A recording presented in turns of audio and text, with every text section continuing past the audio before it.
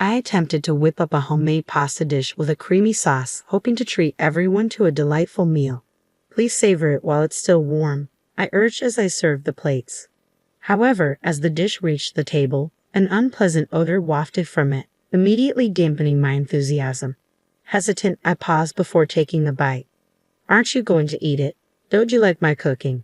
Holly's accusatory tone caught me off guard, her eyes fixed on me as if daring me to criticize. Caught in her unexpected scrutiny, I felt the pressure mounting, but rather than confront her, I discreetly switched my plate with my son Aiden's, hoping to spare him from whatever foul concoction lay before us. As Aiden eagerly dug in, my heart raced with apprehension, yet to my horror, he soon began to foam at the mouth and collapse, sending panic rippling through the room. As Holly feigned confusion, I saw through her facade. Anger simmered within me at her malicious intent. Determined to retaliate, I silently vowed to expose her deceit. My name is Susan, and at 62, life had settled into a quiet routine with my husband after Aiden's marriage. But when Aiden confided in me about his wife's cooking, I initially brushed it off, chastising him for his ingratitude. Yet his unusual reluctance to eat piqued my curiosity, so I extended an invitation for dinner, hoping to bridge the gap with Holly and foster a harmonious relationship. Little did I anticipate the audacity of Holly's actions. When they joined us for dinner, the evening unfolded without incident, leaving me to ponder the unsettling events that had transpired. I hope it suits your taste, Holly, I ventured as she sampled the dish I had prepared. It's delicious, she replied, her expression lighting up with satisfaction. Grateful for her approval, I couldn't help but feel a sense of pride at her compliment. I'm glad, thank you, I responded with a smile. Holly continued, expressing her admiration for Aiden's fond memories of my cooking. Her words made me blush with embarrassment and pride all at once.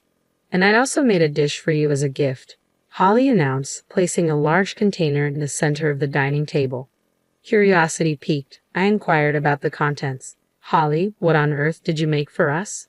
It's a French dish called quiche. Don't you know it? She replied confidently, opening the container to reveal its contents. However, what greeted us was far from appetizing. The burnt surface and the gooey, undercooked interior emitted a foul odor that made me involuntarily grimace. You just mix the dough and bake it so it's easy to make, Holly explained, seemingly unfazed by our reactions. Despite my reservations, I timidly picked up my chopsticks to give it a try. But the undercooked dough made me hesitate, and even my husband refrained from taking a bite. Seeing our reluctance, Holly's insistence wavered. Mother-in-law, aren't you eating it? She questioned, her tone strained. I'm sorry, but I feel like it's a bit undercooked. Can we go ahead and reheat it? I suggested gently, hoping to avoid any offense. Holly's reaction was palpable as she frowned at my critique. Never mind, she muttered, slamming the container onto the table with a hint of frustration. I didn't think I'd be treated like this just for burning a dish. Do you think you can do anything just because you're good at cooking? Holly's frustration simmered as she confronted me. Holly, calm down before you complain to Mom. Don't you think you should try it yourself? I interjected, trying to diffuse the tension. It's easy to make, so I don't need to taste it. Holly retorted, her tone defensive. But why aren't you eating it either? How can you serve food to people without tasting it yourself? Just try it, I urged, realizing my unintentional rudeness.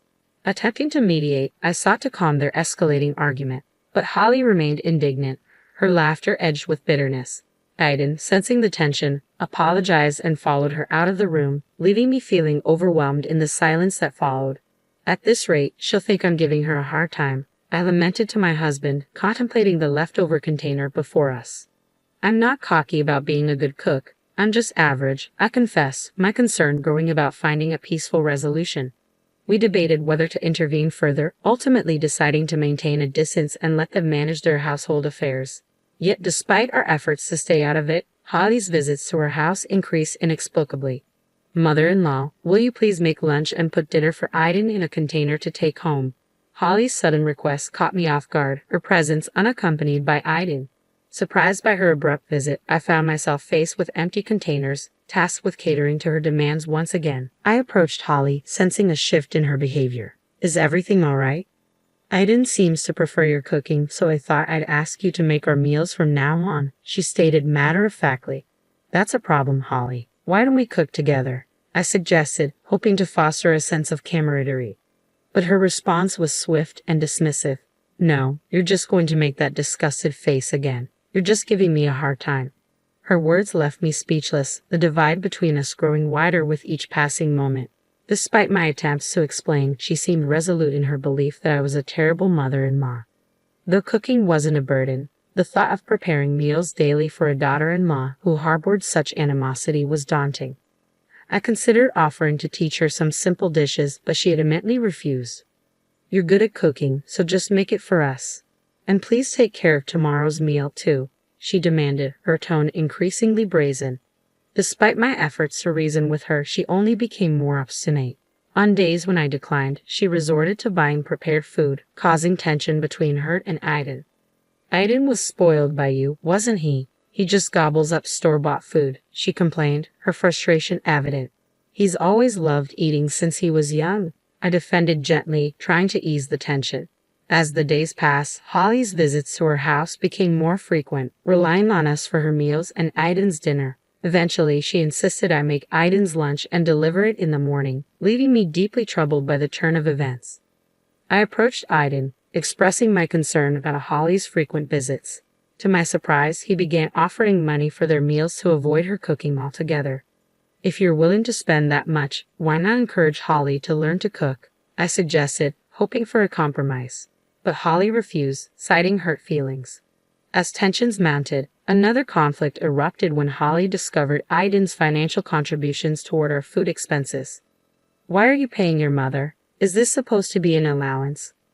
I didn't agree to this, Holly protested, her frustration palpable. It's because you're making my mom cook for us. What's wrong with paying for our food? Aiden retorted, trying to justify his actions. Despite our efforts to resolve the issue, Holly remained adamant, viewing our actions as a slight against her. No matter how much we tried to reason with her, Holly refused to listen, insisting that not eating her cooking constituted harassment. Feeling caught in the middle, I decided to step back from cooking for them, hoping it would bring some resolution, albeit temporary. However, Holly remained displeased, and I realized it was futile to continue intervening. Reluctantly, I urged them to resolve their differences on their own. Weeks later, on a calm afternoon, Holly visited again, but this time, Aiden was by her side. The unexpected sight left me on edge as I greeted them at the entrance, uncertain of what lay ahead. I want you to teach me how to cook. Holly finally agreed to listen to reason. Please, just this once, I implored, relieved that our discussion had led to a positive outcome. Together, we made our way to the kitchen, where Holly arrived with her own ingredients, displaying a newfound motivation. However, to my surprise, she insisted on working alone and promptly ushered me and Aiden out of the kitchen. Confused, we exchanged worried glances, but Holly remained firm in her decision. I can't concentrate if I'm not alone, she explained, refusing to entertain our assistance. As we anxiously waited, Holly called us back into the living room after just a few minutes. With a sense of anticipation, she served us pasta she had made in the kitchen. Though the pasta seemed hastily prepared, I hesitated to voice my concerns, but as I began to mix it with my fork, I noticed foreign objects in the cream sauce, remnants that resembled herbs but emitted an unusual scent reminiscent of air freshener. Aiden, however, seemed undeterred as he eagerly sampled the dish. It's delicious, he exclaimed with surprise, his enthusiasm palpable. Encouraged by his reaction, Holly beamed with pride. Wow, it's good. Holly, you've learned to make this kind of food, he praised, his words filled with admiration. I always cook properly. Look, even my mother-in-law. There's no way she wouldn't eat it, Holly asserted confidently. Mom, it's fine. It's just a normal pasta, Aiden reassured, though his comment would typically provoke Holly's fury. However, she appeared indifferent and urged me to eat quickly. Despite her insistence, the stronger the strange smell became as I mixed it, the more hesitant I felt. Why won't you eat it? Holly questioned, suspicion creeping into her voice. So, my mother-in-law just wanted to mess with me, right? That's not true. It's just that. I began, but was interrupted by Holly's ringing phone. She hastily excused herself from the table, leaving the room. Seizing the moment, I urged Aiden to secretly exchange the pasta. He complied, happily indulging in a second serving. But within moments, he recoiled and collapsed, foaming at the mouth. I couldn't contain my shock, letting out a scream. What happened? Why did Aiden collapse? I cried out. Hearing my distress, Holly rushed back into the room, her concern evident as she knelt by Aiden's side. As I dialed for an ambulance, Holly appeared bewildered and asked what had happened to Aiden. Once Aiden was rushed to the hospital and had his stomach pumped, my husband and I arrived, relieved to see him lying on the hospital bed. But before we could express our concern, Holly questioned Aiden about the incident, echoing her earlier confusion when he collapsed. Hey, why did Aiden collapse? How come? She demanded, her agitation palpable. Ollie, please calm down, my husband interjected, attempting to diffuse the tension. But Holly's accusatory tone persisted. It should have been you. Did you force Aiden to eat it? What on earth are you talking about, Holly? What did you do? I pressed, bewildered by her accusations. Holly's response was shocking. You insulted my cooking, so I thought I'd get back at you, she admitted, her tone laced with bitterness. Get back at me, I exclaimed, incredulous. It's also my mother-in-law's fault that Aiden won't eat my cooking. Aiden has always been on her side. Though neither Aiden nor I intended to hurt her feelings, Holly remained steadfast in her accusations. That's why I thought everything would be peaceful if my mother-in-law wasn't around, she continued, unapologetic. It became evident that Holly had indeed tampered with the pasta she served me, as the white residue turned out to be detergent. Thankfully, no serious harm was done, but the situation could have been far worse. Though Aiden should have noticed the strong smell, I couldn't ignore Holly's reckless actions. If you're saying it would be better if I wasn't around, then all you needed to do was try harder at cooking, I retorted, exasperated by her lack of remorse. But if he were still alive, Aiden would always be on your side, wouldn't he? Holly countered, her unapologetic and unreflective attitude leaving me at a loss for words. Disappointed, I let out a heavy sigh, my shoulders slumping in defeat. Beside me, my husband shook his head in quiet dismay, realizing the extent of Holly's misguided actions. That's enough, Holly, I said firmly, attempting to rein in her childish rebuttal. I'd like to have a talk with your parents as well. Why? She protested, her confusion evident. Because talking to you won't get us anywhere, I explained, resolved to involve her parents in the discussion. After Aiden's safe recovery and discharge from the hospital, we convened a meeting with Holly's parents. Though Holly was initially resistant, I persisted, arranging the gathering and initiating the conversation. I deeply apologize for the tremendous trouble our daughter has caused you, Holly's mother, Kate, expressed remorsefully upon our meeting. Oh no, it's something my mother needs to apologize for, Holly interjected defensively. Kate's stern glare silenced her, prompting Holly to bow her head in contrition. Throughout the discussion, Kate's strict demeanor raised questions about Holly's behavior. We'll cover the medical expenses, and if there's anything else she can do to make amends, please let us know, Holly's father offered, attempting to rectify the situation. But Holly refused to relent. Stop it. I'm not paying any money, she protested defiantly. Turning to her, I asked the question that had been weighing on my mind. Holly, can you tell me why you did such a thing? At the hospital, I confronted Holly about her accusations. It's because Aiden only ever takes your side, she insisted, continuing to blame me for mocking her cooking and for the circumstances that led me to take over cooking duties. Unable to bear her attitude any longer, I revealed a certain photograph to Kate, her mother. What is this? Kate asked, visibly shaken as she examined the dish Holly had brought to our house, claiming it was a quiche. You served such a terrible thing to someone else, Kate scolded Holly harshly, her disappointment evident.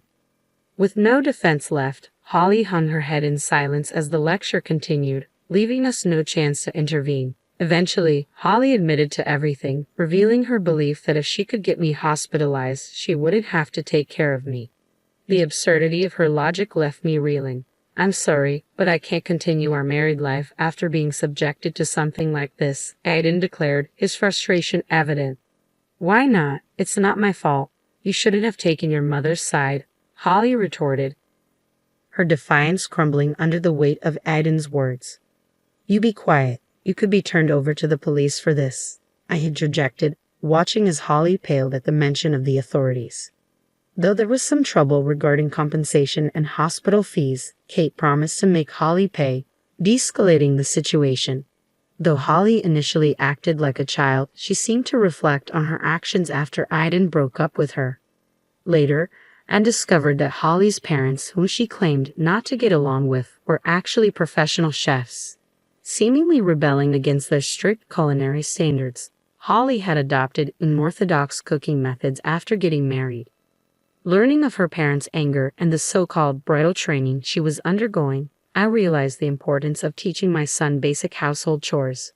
Aiden, appreciating the privilege of having someone cook for him, began making simple dishes on his own, sometimes joining me to cook meals together. Surprisingly, my husband also became interested in cooking, and the three of us now enjoy cooking together with occasional role reversals where they handle the cooking while I relax.